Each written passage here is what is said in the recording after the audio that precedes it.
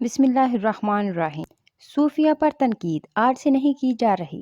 جب سے صوفی ازم اور روحانیت کا آغاز ہوا ہے تب سے لوگ اس پر تنقید کر رہے ہیں، اور مزے کی بات یہ ہے کہ ان کی مخالفت میں لوگوں نے اپنے فرقے بنا لیے ہیں جو ان کی روزی روٹی کا سلسلہ چلا رہے ہیں، جبکہ صوفی ازم تو محبت کا پیغام دیتا ہے اور تمام فرقوں سے بالاتر ہو کر ان کو راہ خدا پر بلاتا ہے۔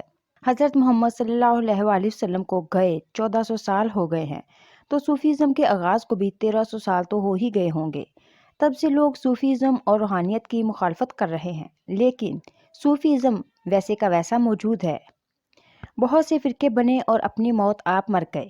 یہ بات مانی جا سکتی ہے کہ اب صوفی ازم میں بہت سی خرافات نے جنم لے لیا ہے، لیکن یہ ہمیشہ سے تو ایسا نہ تھا۔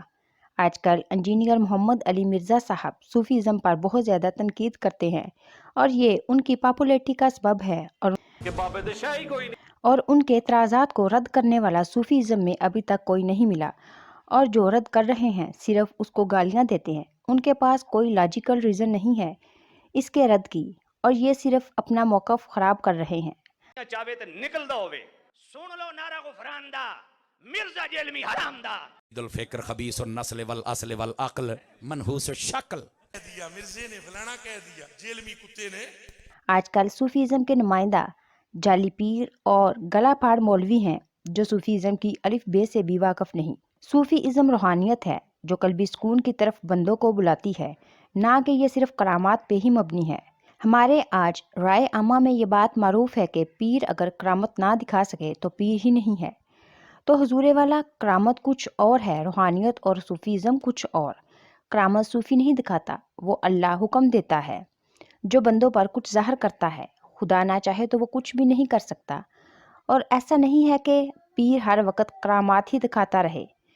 محمد علی مرزا صاحب نے مولانا جلال الدین رومی پر بہت زیادہ تنقید کی ہے، خاص کر ان کے ماسٹر ورک مثنوی مانوی پر۔ مثنوی شریف ہے ہی زیادہ تر کہانی شریف ہے، اور ان لوگوں کو شرم آنی چاہیے جو کہتے ہیں کہ فارسی کا قرآن ہے مثنوی۔ انبیاء کی صراحتاً گستاخیاں ہیں اس کے اندر۔ ان کے لیے شمس تبریزی کی وہ بات صادر آتی ہے کہ یہ وہ چیز ہے جو تیری سمجھ میں نہ آ پائے گی۔ ایسے مرزا صاحب آپ کی سمجھ میں یہ بات نہیں آ سکتی، آپ کا ٹریک ہی کوئی اور ہے۔ مرزا صاحب یہ بھی کہتے ہیں کہ اس میں بہت سے انبیاء کی شان میں گستاخی کی گئی ہے۔ تو حضور رومی جب تبریز نہ ملے تو سلجوق مملکت کے سب سے بڑے عالم دین تھے جو فتویٰ دے سکتے تھے اور ان چیزوں پر اتنا یقین نہ رکھتے تھے، لیکن جب ان سے درویش شمس تبریزی ملا تو انہیں لگا یہ جو علم میرے پاس ہے یہ شمس کے علم کے بانسبت رائی دانے برابر ہے۔ مرزا کی اسی تنقید کے باعث آج مولانا روم پہ ایک ویڈیو بنا رہے ہیں جس میں ہم ان کی بائیوگرافی، ان کے اعزازات، ان کی تعلیمات کو ڈسکس کریں گے اور جانیں گے کہ کیا مرزا کی باتیں سچ ہیں یا وہ صرف تنقید برائے تنقید کر رہا ہے، اور علم چاہے وہ کتابی یا روحانی، کیا مرزا ان سے زیادہ جانتا ہے، اور اس بات میں کتنی سچائی ہے کہ مولانا نے انبیاء کی شان میں گستاخی کی ہے۔ تو کیا ہے مولانا کی تعلیمات، آئیں ہم جانتے ہیں یہ سب۔ سب سے پہلے مولانا جلال الدین کی بائیوگرافی پیش خدمت ہے۔ مولانا جلال الدین جو کہ عام طور پر مولانا روم کے نام سے مشہور ہیں، 13ویں صدی کے مشہور فارسی شاعر اور عظیم اسلامی اسکالر تھے۔ مولانا جلال الدین رومی افغانستان کے شہر بلخ میں 30 ستمبر 1207 میں پیدا ہوئے۔ ان دنوں اس علاقے کو خراسان کہا جاتا تھا، اور یہاں تاجک نسل بکثرت پائی جاتی تھی، اس لیے کچھ لوگ آپ کو تاجک نسل سے ہی قرار دیتے ہیں اور اس علاقے کو تاجکستان۔ مورخین متفق ہیں کہ آپ کا والد کی جانب سے سلسلہ نسب حضرت سیدنا ابو بکر صدیق رضی اللہ تعالی عنہ سے ملتا ہے۔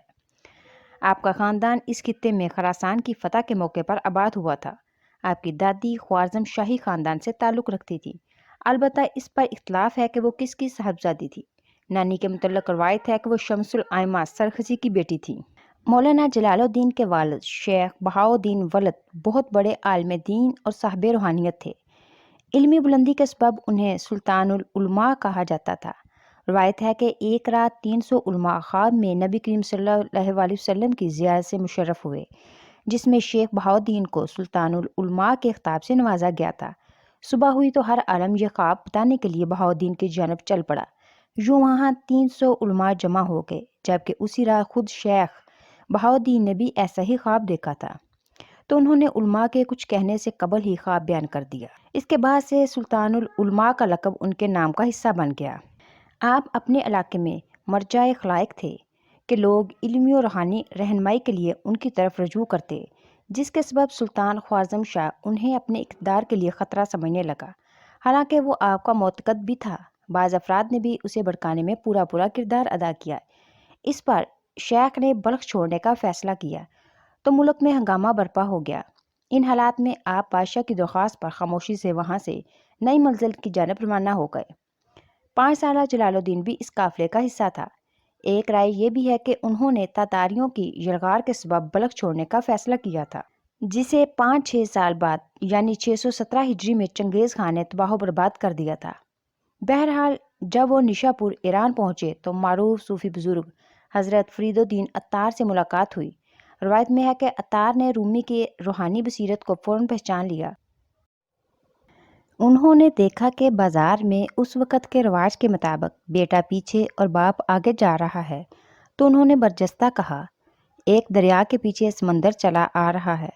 انہوں نے جلال الدین کے اعلیٰ مقام کی پیشن گوئی کرتے ہوئے شیخ بہاؤالدین کو ان کا خاص خیال رکھنے کو کہا اور اپنی کتاب اسرار نامہ جلال الدین کو بطور تحفہ دی، جسے وہ آخری عمر تک بہت عقیدت سے ساتھ رکھا کرتے تھے۔ وہاں سے قافلہ بغداد پہنچا تو حضرت شیخ شہاب الدین سہروردی نے استقبال کیا، جبکہ خلیفہ نے 3000 دینار ہدیہ کیے، مگر شیخ بہاؤالدین نے قبول نہیں کیے۔ البتہ حضرت شہاب الدین کی خواہش پر جمعے کا خطبہ دیا، جس میں تاتاریوں کے حملے میں بغداد کی غارت ہونے اور ایک خلیفہ معتصم کے قتل کی پیشن گوئی کی، جو درست ثابت ہوئی۔ بعد ازاں کوفہ سے ہوتے ہوئے مکہ معظمہ گئے اور فریضہ حج ادا کیا۔ یوں جلال الدین کے حصے میں بھی یہ سعادت آ گئی۔ پھر قافلہ دمشق اور وہاں سے آذربائیجان پہنچا، جہاں شیخ بہاؤالدین کے لیے بادشاہ کی بہن نے ایک مدرسہ تعمیر کروایا اور وہ 4 برس تک وہاں درس و تدریس میں مشغول رہے۔ اس کے بعد کونیا کے قریب لارندہ آ گئے اور 7 برس وہیں رہے۔ اسی دوران 18 سالہ مولانا جلال الدین کی سمرقند کے ایک معزز اور صاحب حیثیت شخص خواجہ شرف الدین سمرقندی کی بیٹی گوہر خاتون سے شادی ہوئی۔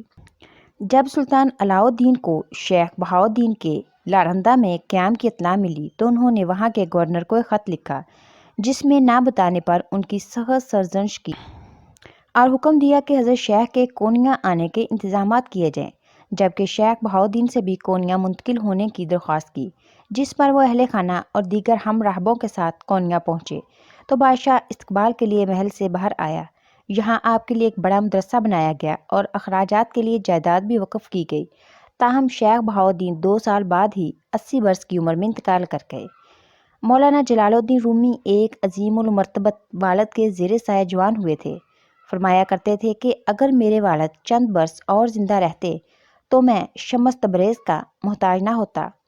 مولانا رومی نے ابتدائی تعلیم اپنے والد شیخ بہاؤالدین سے حاصل کی، پھر سید برہان الدین ترمذی کے سامنے زانوئے تلمذ طے کیے، جو ان کے والد کے خلیفہ اور ممتاز عالم دین تھے۔ والد کا انتقال ہوا تو 24 برس کے تھے، مگر حصول علم کا شوق ابھی باقی تھا، لہٰذا اس دور کے ایک بڑے علمی مرکز دمشق چلے گئے۔ وہاں محی الدین ابن عربی، شیخ سعد الدین اور شیخ صدر الدین وغیرہ سے بھی صحبتیں رہیں۔ حلب اور دمشق کے علماء سے تفسیر، حدیث اور فقہ کا درس لیا اور اس علمی کمال کو پہنچے کہ مشکل مسائل کے حل کے لیے آپ ہی کی طرف رجوع کیا جاتا تھا۔ ابھی تعلیم کا سلسلہ جاری تھا کہ ان کے استاد اور والد کے خلیفہ سید برہان الدین نے انہیں کونیا بلوا لیا تاکہ وہ والد کی مسند پر جلوہ افروز ہوں اور مدرسے کا نظم و نسق سنبھالیں۔ انہوں نے 9 برس تک مولانا رومی کی روحانی تربیت بھی کی۔ مولانا جلال الدین رومی بہت بڑے عالم دین، بے مثال فقیہ، مدرس اور اعلیٰ پائے کے خطیب تھے۔ ان کے مدرسے میں 400 سے زائد طلباء زیر تعلیم تھے، جبکہ وہ دیگر مدارس میں بھی درس دیا کرتے تھے۔ یہ وہ زمانہ تھا جب تاتاریوں کے حملے کے سبب علماء اور صوفیہ کی ایک بڑی تعداد کونیا کا رخ کر رہی تھی اور یہ شہر ایک علمی مرکز کا روپ دھار چکا تھا، مگر ان علماء میں مولانا جلال الدین کی ایک الگ ہی شان تھی۔ وہ بڑے ٹھاٹ باٹ سے رہا کرتے، جب مدرسے سے نکلتے تو طلباء اور عمرہ انہیں گھیرے ہوتے، لوگ فتوے کے لیے ان کی طرف رجوع کرتے، بادشاہ اور عمرہ تک رسائی تھی اور وہ ان کے پاس حاضری کو اپنے لیے سعادت سمجھتے۔ مناظروں میں کوئی ان کے سامنے ٹھہر نہ پاتا، نیز عوامی اجتماع سے بھی خطاب کیا کرتے جس کی بہت شہرت تھی۔ تقریباً 12 یا 15 سال تک درس و تدریس کا یہ سلسلہ جاری رہا، مگر پھر ایک روز زندگی نے ایسا پلٹا کھایا کہ مولانا جلال الدین مولائے روم بن گئے۔ خود فرماتے ہیں، مولوی ہرگز ناشد مولائے روم تا غلام شمس تبریز نشد، یعنی میں کبھی مولائے روم نہ بن سکتا جب تک شمس تبریز کا غلام نہ ہوا۔ ہوا یوں کہ ایک روز ایک مجذوب صفر شخص سے ان کی ملاقات ہوئی جس نے انہیں اپنا اسیر بنا لیا، اور پھر مولانا کی زندگی کا ایک نیا باب شروع ہوا، اور یہی وہ باب ہے جس نے انہیں دائمی شہرت بخشی۔ یہ اس وقت کی بات ہے جب وہ 40 برس کے تھے۔ اس سلسلے میں مختلف روایات بیان کی جاتی ہیں رومی کے بارے میں، جہاں مولانا جامی کا یہ شعر مولا ہرگز نشد مولائے روم تا غلام شمس تبریزی نشد ضرب المثل کا درجہ رکھتا ہے، وہیں یہ بھی حقیقت ہے کہ اگر رومی نہ ہوتے تو شمس تبریزی کو بھی کوئی نہیں جانتا اور نہ ان کی بزرگی اور کمالات سے واقف ہوتا۔ کہا جاتا ہے کہ شمس تبریزی یہ دعا مانگا کرتے تھے کہ خدا انہیں اس شخص سے ملا دے جو ان کی صحبت کا متحمل ہو سکے، اور پھر ان کی ملاقات رومی سے کونیا میں ہوتی ہے۔ رومی کے سوانح نگار افلاکی اور سپہ سالار نے لکھا ہے کہ شمس رات کے وقت وارد ہوئے تھے اور ان دونوں کی ملاقات سرائے کے باہر ایک دکان پر ہوئی تھی۔ رومی کے ایک اور سوانح نگار گل پنہار کا کہنا ہے کہ اب نہ وہاں کوئی سرائے ہے نہ کوئی دکان ہے، بلکہ اس جگہ کو مجمع البحرین یعنی 2 سمندروں کے ملنے کی جگہ کہا جاتا ہے، اور مولوی سلسلے کے لوگ ہر سال موم بتیاں جلا کر اور چراغاں کر کے اس ملاقات کی یاد تازہ کرتے ہیں۔ کہا جاتا ہے کہ ایک روز مدرسے میں تالاب کے کنارے طلباء کو درس دے رہے تھے کہ ایک مرد قلندر وہاں آیا اور پوچھا، "این چیست؟ مطلب یہ کیا ہے؟" مولانا نے جواب دیا، "این آ علم است کہ تو نمی دانی، یعنی یہ وہ علم ہے جو تم نہیں جانتے۔ یہ سنتے ہی اس مجذوب نے آؤ دیکھا نہ تاؤ کتابیں اٹھائیں اور پانی سے بھرے تالاب میں پھینک دی۔ اس زمانے میں ہاتھ سے کتابیں لکھی جاتی تھی اور نسخے بہت مشکل سے ملتے تھے، لہٰذا کتابیں پانی میں گلتے دیکھ کر غم و غصے سے سب کا برا حال ہو گیا۔ سب اس شخص پر چڑھ دوڑے۔ اس پر اس نے تالاب میں ہاتھ ڈالا اور کتابیں نکال کر سامنے رکھ دیں۔ یہ دیکھ کر سب حیران رہ گئے کہ وہ پہلے کی طرح خشک اور درست حالت میں تھیں۔ مولانا نے حیرت سے پوچھا، "این چیست؟"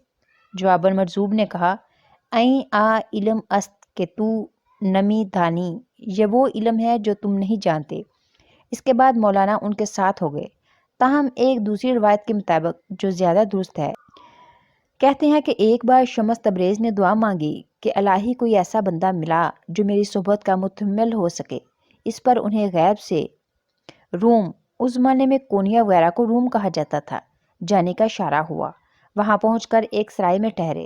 جب مولانا جلال الدین رومی حسب معمول طلباء اور عمرا کے جلو میں وہاں سے گزرے تو شمس تبریز ایک دم ان کے سامنے آ گئے اور ان سے کچھ ایسے سوالات کیے جو روحانی اسرار و رموز سے بھرپور تھے۔ مولانا رومی نے اپنی دانست میں ان کے جواب دیے، لیکن جب شمس تبریز نے ان کے اسرار بیان کیے تو وہ ہکا بکا رہ گئے۔ نیز شمس تبریز کی روحانی توجہ نے انہیں کچھ ایسا گائل کیا کہ پھر انہی کے ہو کے رہ گئے اور انہیں اپنے ساتھ مدرسے لے آئے۔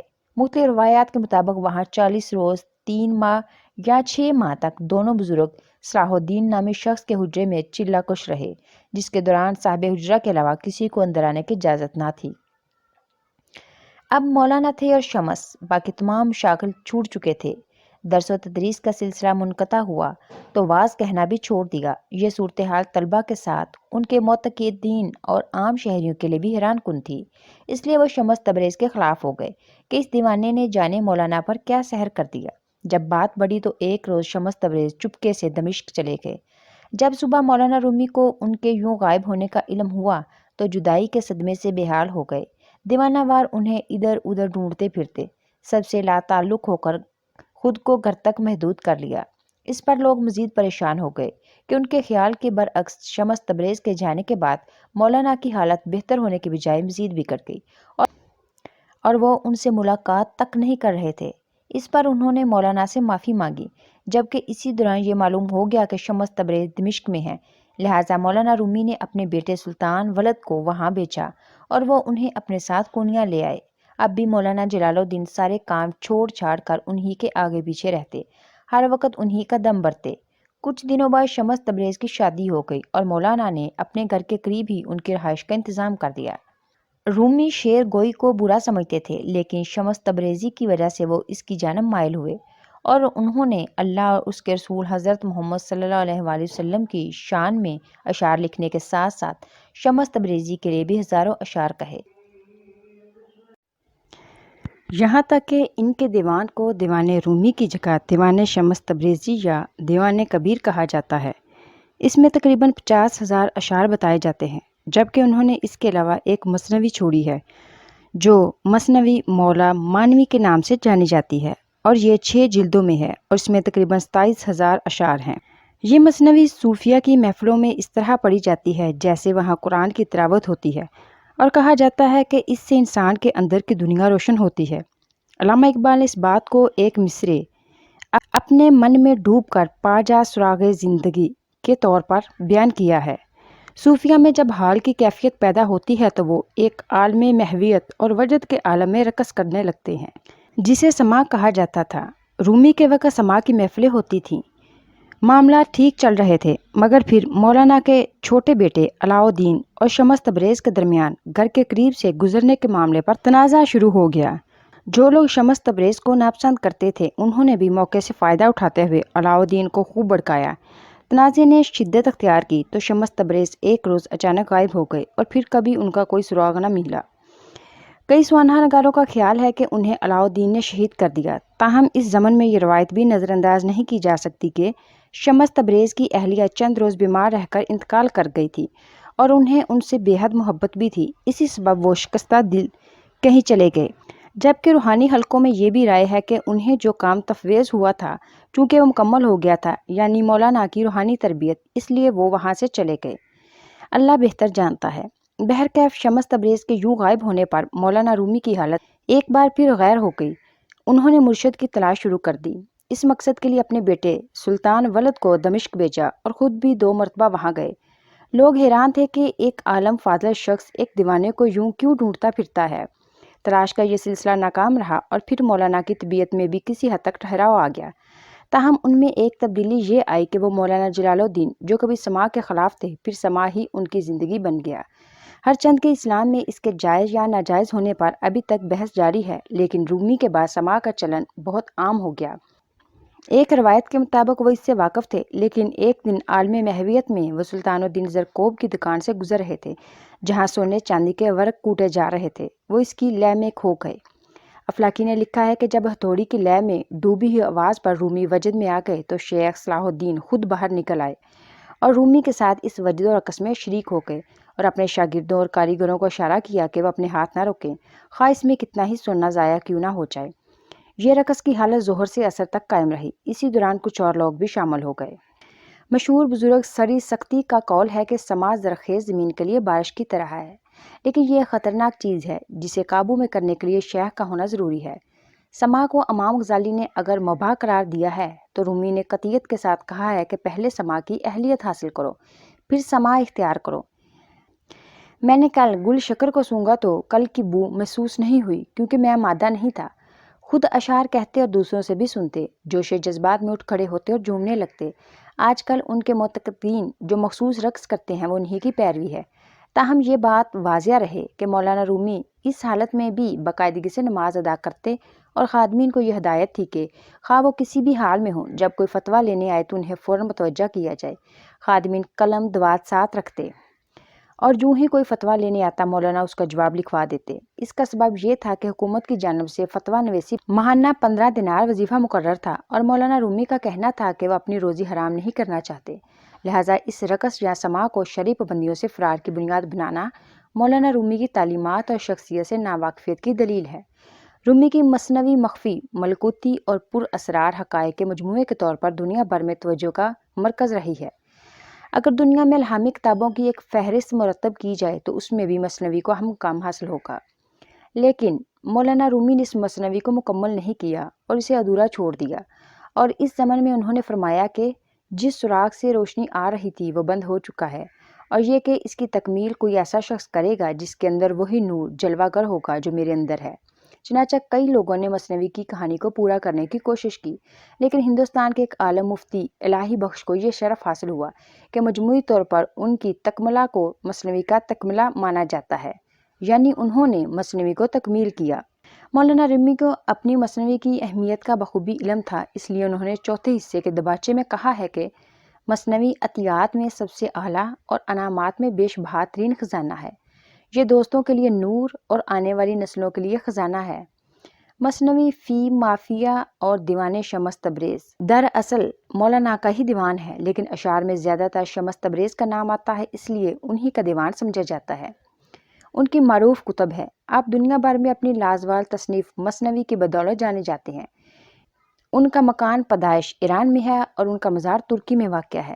رومی کو مغربی ممالک میں متعارف کروانے کا سہرا جرمن نژاد آسٹریائی سفیر جوزف وان ہیمر پرتگال کے سر جاتا ہے۔ انہوں نے 19ویں صدی کے اوائل میں مشرقی افکار و خیالات کی ترجمانی کرنے والا جریدہ نکالنا شروع کیا۔ خواجہ حافظ شیرازی کی شاعری سے متاثر پرتگال نے رومی کی مثنوی اور ان کے دیوان پر 70 صفحات پر مشتمل ایک مضمون لکھا، جس میں وہ کہتے ہیں کہ حافظ کی شاعری اگر چاند تاروں سے آگے کی سیر کراتی ہے تو رومی ہمیں اپنی روحانی قوت کے بازو پر زمان و مکان کی حدود سے باہر لے جاتے ہیں۔ انہوں نے مزید لکھا کہ رومی مشرق کے سب سے بڑے صوفی شاعر ہیں اور صوفیوں کے امام ہیں، جبکہ ان کی مثنوی تمام صوفیوں کے لیے مشعل راہ ہے۔ صوفی ازم اور صوفیہ سنی مکتبہ فکر سے تعلق رکھتے ہیں، لیکن رومی عطار اور سنائی کو سنی فرقہ کے ساتھ ساتھ شیعہ فرقہ بھی برابر مانتا ہے۔ 6 ستمبر 2007 میں رومی کی 800ویں سالگرہ یا عرس پر ان کی یادگار میں ایک تقریب یونیسکو کے ہیڈ آفس میں بھی منعقد ہوئی اور ان کے نام سے ایک تمغہ بھی جاری کیا گیا، اور یونیسکو نے 2007 کے سال کو بین الاقوامی طور پر رومی کا سال قرار دیا۔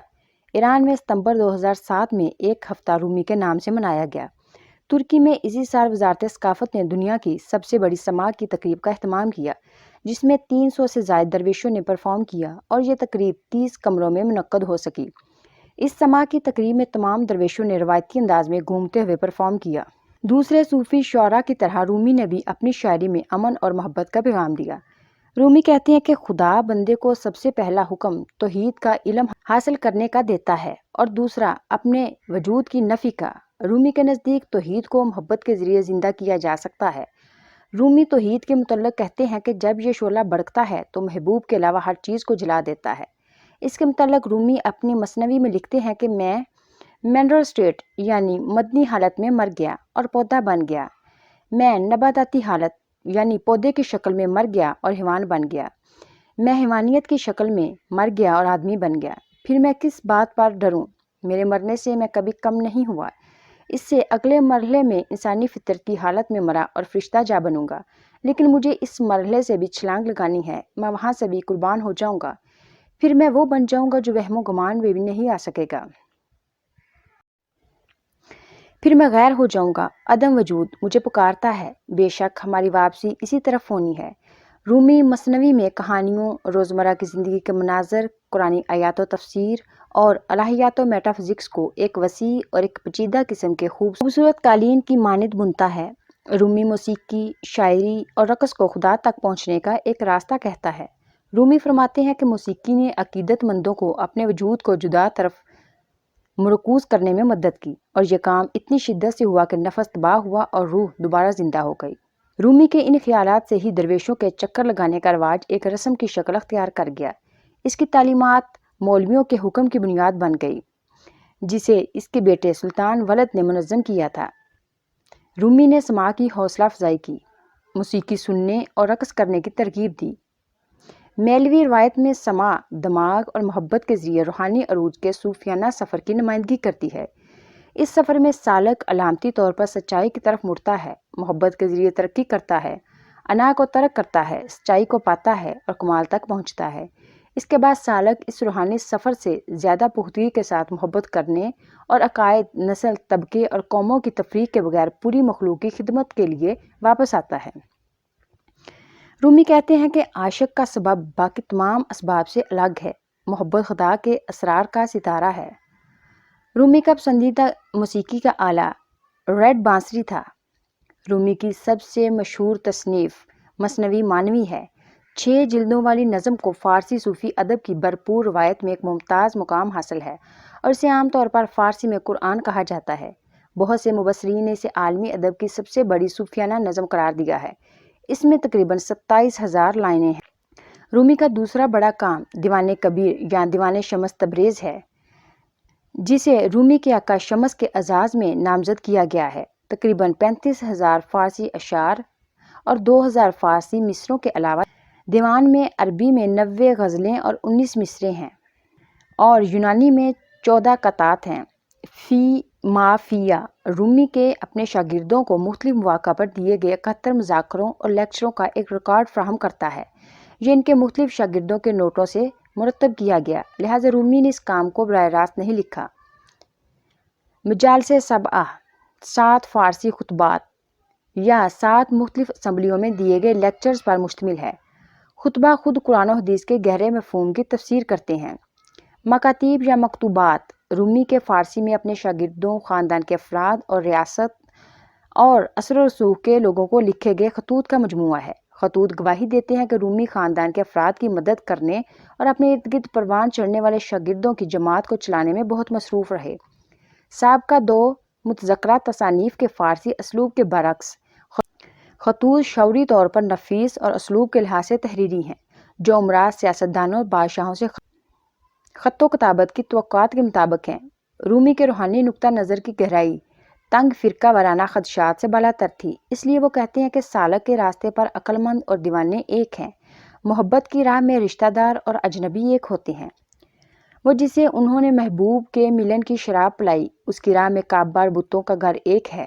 قرآن کے مطابق محمد صلی اللہ علیہ وآلہ وسلم خدا کی طرف سے بھیجی گئی رحمت ہیں۔ اس بارے میں رومی فرماتے ہیں، نور محمد صلی اللہ علیہ وآلہ وسلم دنیا میں کسی زرتشتی یا یہودی کو نہیں چھوڑتا، اس کی خوش قسمتی کا سایہ ہر ایک پر چمکے گا۔ وہ ان تمام لوگوں کو جو گمراہ ہو کر صحرا سے نکلنے کے راستے پر لے آئے۔ پھر فرماتے ہیں کہ نور محمد کی 1000 شاخیں بن گئی ہیں تاکہ یہ دنیا اور آخرت دونوں سرے سے آخر تک ضبط کر لیے جائیں، اور یہاں تک کہ پادری اپنی کمر سے باطل عقیدہ کی تار پھاڑ دیں گے۔ ایک جگہ لکھتے ہیں کہ جب تک زندگی ہے میں قرآن کا خادم ہوں، میں برگزیدہ محمد کے رستے کی خاک ہوں، اگر کوئی میرے اقوال سے اس کے علاوہ کچھ نقل کرے میں اس سے دستبردار ہوں اور ان الفاظ سے ناراض ہوں۔ مثنوی کے پہلے صفحے پر رومی فرماتے ہیں کہ یہ مثنوی کی کتاب ہے اور یہ دین کی جڑوں کی جڑیں ہیں اور یہ قرآن کی تفسیر ہے۔ 19ویں صدی کے ایران کے اہم ترین فلسفیوں میں سے ایک حادث سبزواری نے کتاب پر اپنی فلسفیانہ تفسیر کے تعارف میں مثنوی اور اسلام کے درمیان تعلق کو بیان کیا ہے۔ یہ تصدیق شدہ تفسیر اور اس کے اسرار کی تفسیر ہے، کیونکہ یہ تمام، جیسا کہ آپ دیکھیں گے، واضح آیات کی تفسیر ہے، نبوی ارشادات کی وضاحت، نورانی قرآن کی روشنی کی ایک جھلک، اور جلتے ہوئے انگارے اس کے چمکتے ہوئے چراغ اپنی شعاؤں کو روشن کرتے ہیں۔ قرآن کے خزانے کے ذریعے شکار کے حوالے سے کوئی بھی اس میں مثنوی تمام قرآن کی قدیم فلسفیانہ حکمت دیکھ سکتا ہے۔ یہ مکمل طور پر فصیح فلسفہ ہے۔ رومی کے کام کا روسی، جرمن اور اردو، ترکی، عربی، بنگالی، فرانسیسی، اطالوی اور ہسپانوی سمیت دنیا کی بہت سی زبانوں میں ترجمہ کیا جا چکا ہے اور کنسرٹس، ورکشاپس، ریڈنگز سمیت کئی فارمیٹس میں پیش کیا جا رہا ہے۔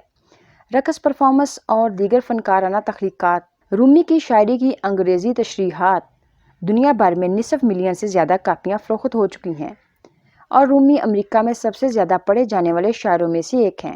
شمالی ہندوستان میں ایک مشہور تاریخی نشان ہے جسے رومی گیٹ کے نام سے جانا جاتا ہے، جو لکھنؤ، اتر پردیش کی راجدھانی میں واقع ہے، جسے رومی کا نام دیا گیا ہے۔ لکھنؤ سے تعلق رکھنے والے بھارتی فلم ساز مظفر علی نے رومی ان دی لینڈ آف خسرو کے نام سے ایک دستاویزی فلم بنائی ہے، جو رومی اور امیر خسرو کے کاموں پر مبنی کنسرٹ پیش کرتی ہے اور شاعروں کی زندگیوں کے درمیان مماثلتوں کو اجاگر کرتی ہے۔ میولوی صوفی آرڈر کی بنیاد رومی کے پیروکاروں نے ان کی موت کے بعد 1273 میں رکھی تھی۔ ان کے پہلے جانشین صلاح الدین زرکوب تھے، جنہوں نے ایک دہائی تک رومی کی خدمت کی، اور رومی اپنے شاعروں میں ان کی بہت عزت کرتے تھے۔ زرکوب ان پڑھ تھا، رومی نے اسے اپنا جانشین قرار دیا، لیکن زرکوب ان سے جلد فوت ہو گیا۔ چنانچہ رومی کا پہلا جانشین حسام چلبی تھا، اور 1284 میں چلبی کی موت کے بعد رومی کا چھوٹا اور اکلوتا زندہ بچ جانے والا بیٹا سلطان ولد جو صوفیانہ متنوی ربنامہ کے مصنف کے نام سے مشہور ہے۔ روایت کے مطابق رومی خود ایک قابل ذکر موسیقار تھے جنہوں نے رباب بجایا، حالانکہ ان کا پسندیدہ ساز نی یا سرکنڈے کی بانسری تھا۔ مولویہ سلطنت عثمانیہ میں ایک اچھی طرح سے قائم صوفی سلسلہ تھا اور سلسلے کے بہت سے ارکان نے خلافت کے مختلف سرکاری عہدوں پر خدمات انجام دی۔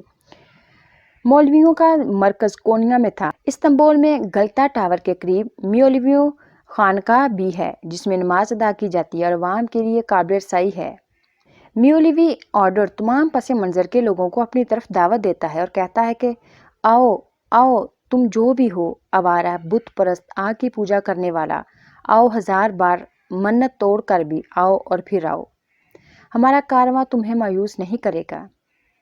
جدید سیکولر جمہوریہ ترکی کی بنیاد کے ساتھ مصطفیٰ کمال اتاترک نے عوامی پالیسی کے دائرے سے مذہب کو ہٹا دیا اور اسے صرف ذاتی اخلاق، رویے اور ایمان تک محدود کر دیا۔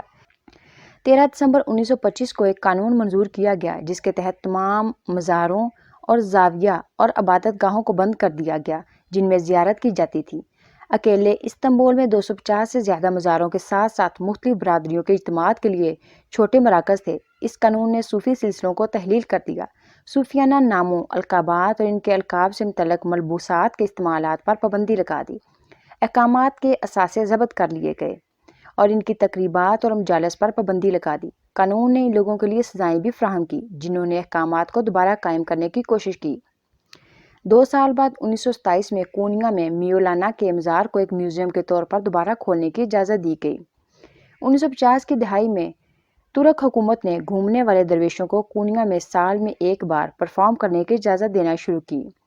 میولانا فیسٹیول دسمبر میں 2 ہفتوں پر محیط ہوتا ہے۔ اس کا اختتام 17 دسمبر کو ہے۔ میولانا کا عرس، جسے شب عروس کہا جاتا ہے، رومی کے خدا کے ساتھ ملاپ کی رات کہلاتی ہے۔ 1974 میں گھومنے والے درویشوں کو پہلی بار مغرب کا سفر کرنے کی اجازت دی گئی۔ 2005 میں یونیسکو نے ترکی کی میولوی سماع تقریب کو انسانیت کی زبانی اور غیر محسوس ورثے کے شاہکاروں میں سے ایک قرار دیا۔ رومی اور ان کے مقبرے کو 1981 سے 1994 کے 5000 ترک لیرہ کے بینک نوٹوں پر دکھایا گیا تھا۔ امید ہے آپ کو ہماری آج کی ویڈیو پسند آئی ہوگی۔ اگر ویڈیو پسند آئے تو چینل کو سبسکرائب کر دیجیے گا